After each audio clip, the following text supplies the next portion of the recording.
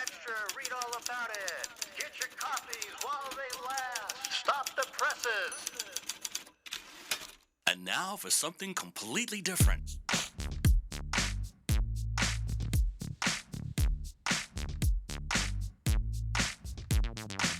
Are you ready for a little truth?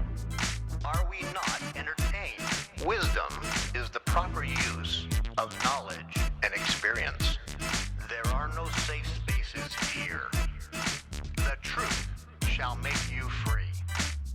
It's showtime! So you want the truth, but can you handle the truth? Well, here's another fine mess you've gotten us into. Now that's entertainment. Enlighten me a little. What you say is quite logical. And what did we learn? Prepare yourself for a little sensory overload. I came here for the truth.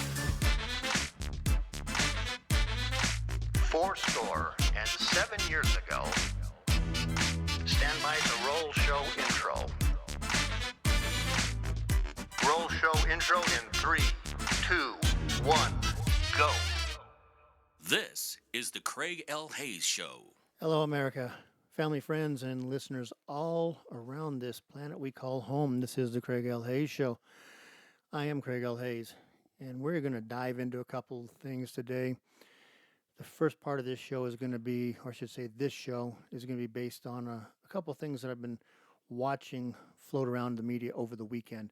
Today's date is the 12th, I believe it's 12th, 12th of August, and 2024. And we're going to move on to a little topic about what's going on in this country, really, in this political system that we're watching happen between the Democrats not allowing to have an election for their next person they to put up after Joe Biden is really bizarre. I think I've got a little bit of a take on it. I think I understand what we're looking at.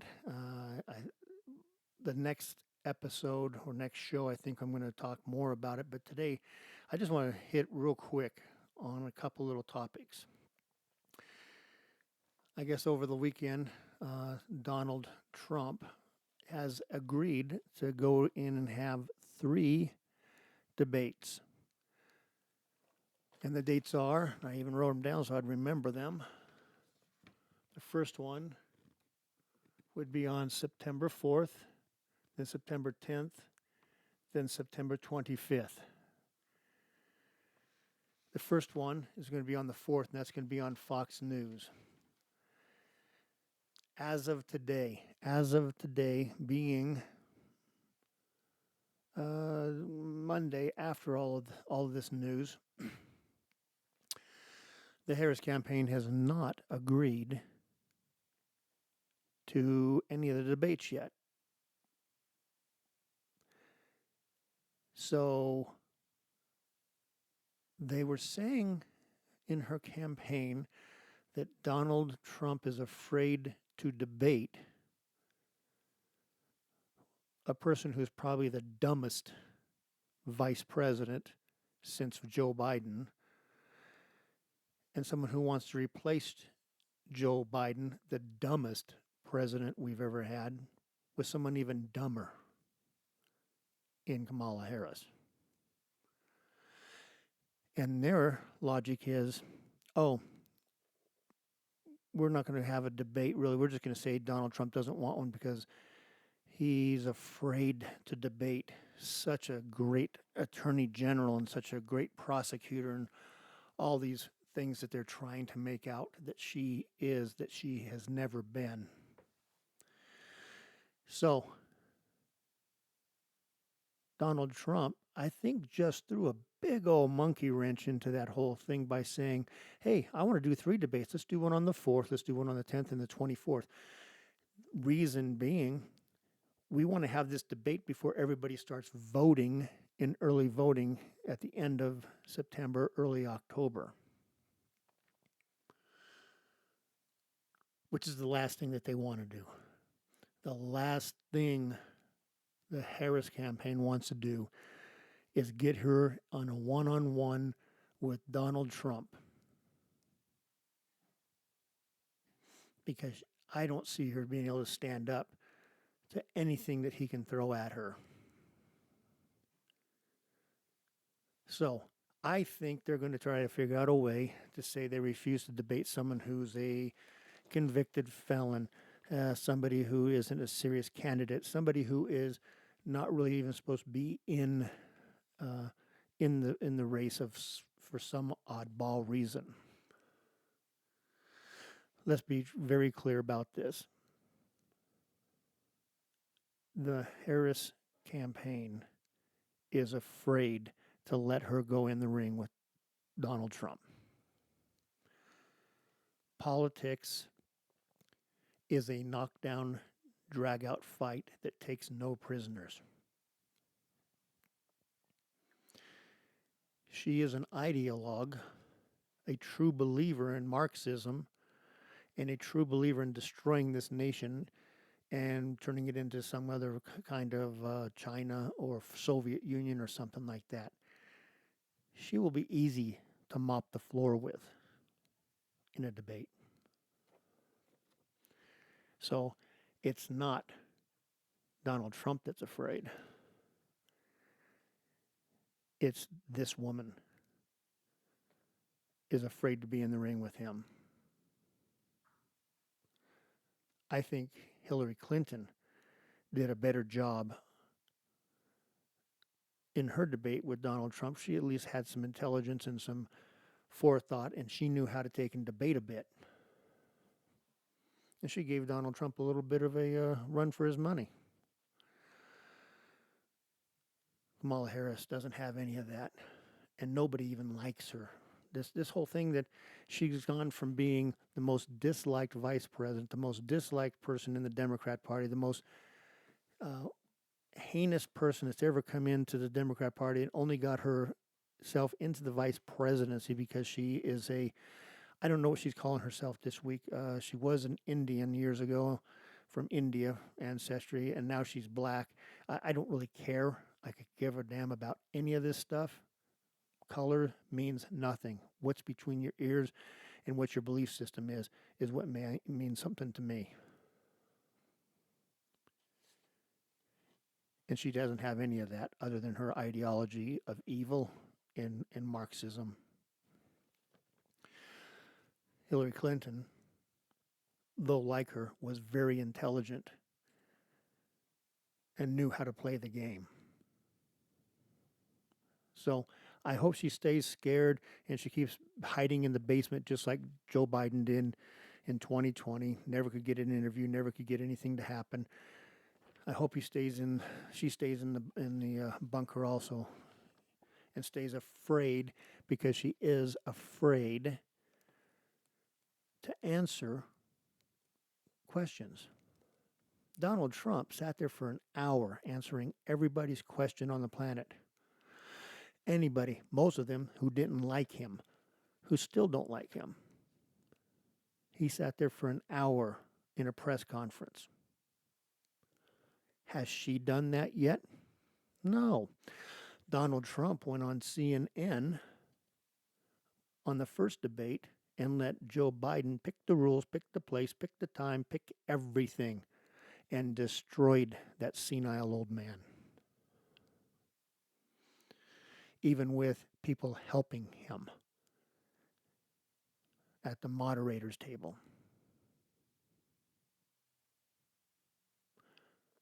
Kamala Harris is afraid to go on Fox News, because you know what's going to happen on Fox News? Fox News is actually going to ask some important questions.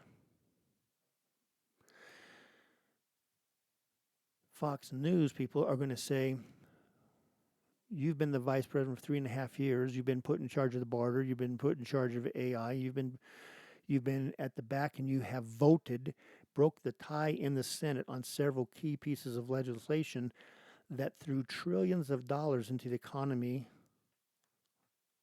on needless green energy ideology. People today are now paying between 15 and 40% more for everything that they have. As president, how are you going to fix that since you're the one that voted for this stuff? Since you're the one that supported Joe Biden in the White House on this stuff? How are you going to change this system? And we don't want to hear any, ethereal ideology stuff. What are you going to do to stop this? People are suffering. Real people. Real people that are having a hard time feeding their children, buying them school supplies, paying for their sports activities at that school because everything has gone up so much. People that don't have the gasoline can't afford $4, $5, $6, $7 a gallon in some places to drive their kids to school and all these extracurricular activities. How are you going to fix that when you become president? You and the guy you work for created this mess. Should you be allowed to be put in charge of fixing your screw up? Be put in charge of fixing your intentional destruction of our dollar and of our good name and our credit in this nation? Should we trust you with this stuff? You have destroyed the southern border. Your boss and you have destroyed the southern border and allowed 15 to 20 million illegals to invade our nation, many of them being criminals, destroying people's families, people's lives. Should we put you in charge of that to fix that when you're the one that destroyed it? We had Iran in a box before you and your boss went into the White House. You gave him over $100 billion in assets and money. And look at what's going on in the Middle East, and especially with our friends, Israel. Because of you. Do we put you in charge of that? To fix that when you're the one that's created this? See, these are questions that she's going to have to answer. She doesn't have a friendly media going to be sitting there just feeding her softball questions. She's going to have to answer some real questions of why she should be trusted to fix all the things that she's broken along with her boss, Joe Biden.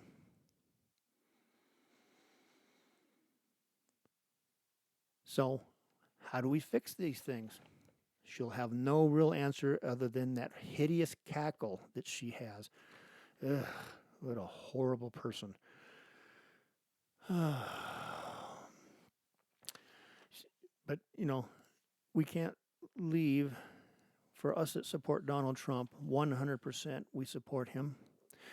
We cannot leave the election to having it be like 2020 when they kept her hidden and away from everybody, and she only was able to go on a couple of platforms and talk.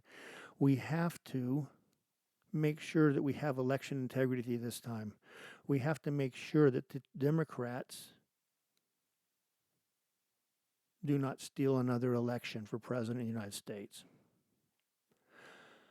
They are motivated by one thing: power. They want to keep what's going on in this nation going.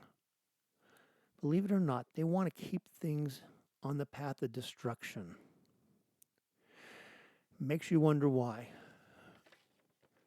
But we have to have some better election integrity. And there are some things going on.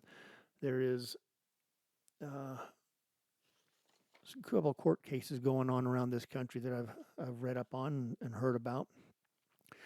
One in my home state of Nevada, where they're wondering if votes can be counted the day after the election.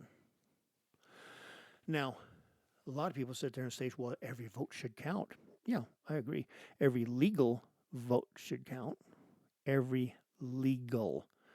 That means every person who is a citizen of this country, their vote should count, and any other votes should not. Anybody who is alive and a citizen, their votes should count.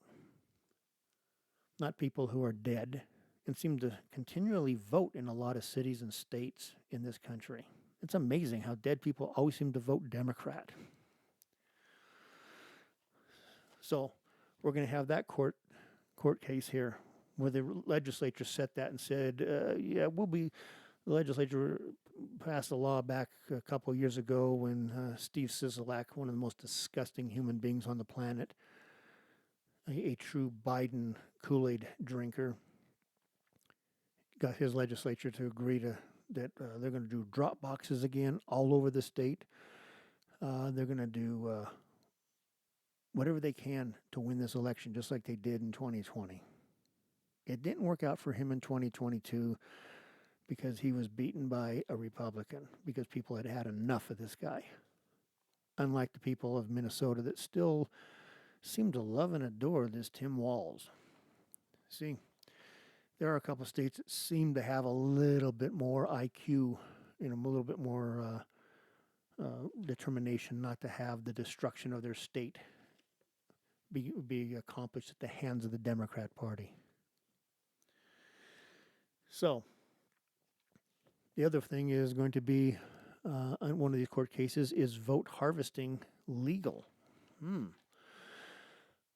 Are you allowed, let's just say you're a good Democrat, which means that you're corrupt, which means that you want to destroy our election system in our nation, but you're a good Democrat, and you want to help the Democrat win.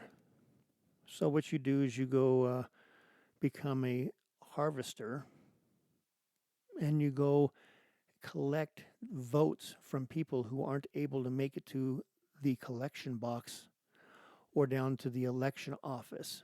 You collect their votes and take them down for them because you're a nice person. You're a wonderful person. You're so wonderful to help out people who are not able to do that for themselves. The elderly, the people who are physically impaired. Go to the convalescent centers and the old folks' homes and collect their ballots and just take them down because you want to help and you believe in democracy so much, because that's what Democrats do. We believe in democracy. Yeah, not likely. So we're going to find out if anyone's allowed to do that. I don't have a problem with a family member taking their mom's, who may be bedridden because of some illness, taking the vote down to the election department and turning it in, as long as the signatures match on the ballots, and as long as the signatures match on everything that's going on, and it's proven to be a necessary thing. But I don't want to sit there and watch another video or multiple videos like I've did after 2020 of all these people going up to these ballot boxes and stuffing them with handfuls of ballots every day. And the funny part about that is there was only one name on that ballot. The ballot was completely ready to be filled out, but only one name was checked, and that was Joe Biden. Thousands of people did this with millions of ballots over the weeks of the election last time in 2020. This stuff has to be stopped. Illegals need to be made sure that they do not vote. How dare you Democrats believe that an illegal alien has the right to vote in our election and make it so that they can undo mine, invalidate my vote. I am a citizen of this nation. I go back to the Mayflower on my family side. And you're going to invalidate my vote because you want to win so bad you'll let illegal aliens cancel my vote? How dare you? You scumbags, Democrat Party, and the scumbags that vote for them. One of the last things on this episode is going to be about how do we stop big tech from putting their finger on the scale on these on the stuff that's going on the internet. How do we stop the Googles? Remember, Google is very dangerous. Google owns too many platforms, and in fact, the amazing thing about it is a federal judge just said that Google is a monopoly and they need to review on how to break up that monopoly. Good news. And you know what's going to happen? We also need to take and get in there and get rid of the big tech, Facebook, and we'll say it about Twitter, because Twitter right now is the only open, real large platform out there right now. But we need to look at that. We need to look at Facebook, Instagram, all these other platforms that are out there, from Google and Amazon, you name them. You name any one of them, I don't care who they are. We need to stop them from being able to take and censor people they don't like on their platforms, or take the damn platforms away from them. Section 203 of the federal code said that they get exemptions, and if they're going to be a platform where people can exercise freedom of speech, then they're allowed to do that, and they're exempt from any civil liabilities. If people want to sue them, they can't be sued because they're allowing this stuff. But if they act like a publisher, meaning a newspaper, and they edit or they take and they censor, then they are no longer secure from the 203 exemption. It's exactly what they've been doing for the last 5, 6, 7, 8 years. They have decided and told the American people, screw you, we know better than you because we're big tech, and we're going to tell you what you can see, what you can't see, what you can say, and what you can't say. And you know why?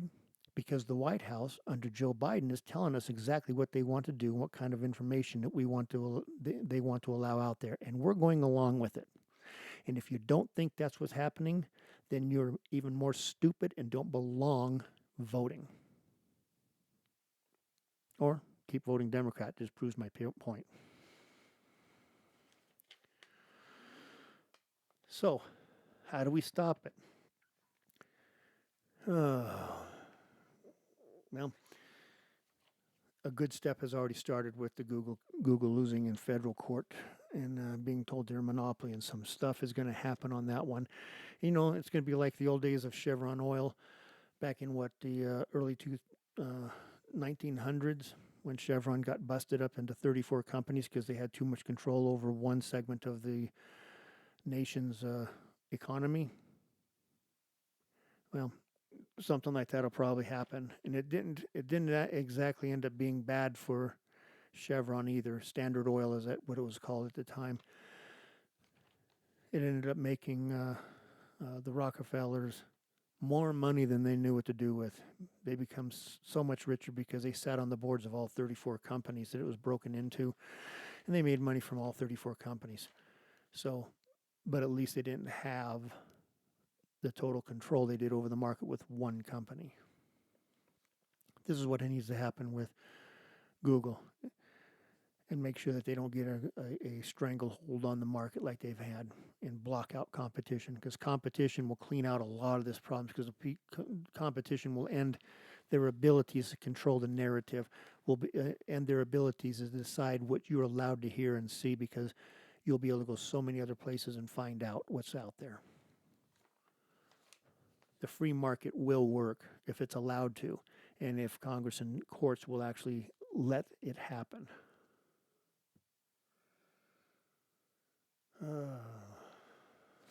So, that's where we're standing today.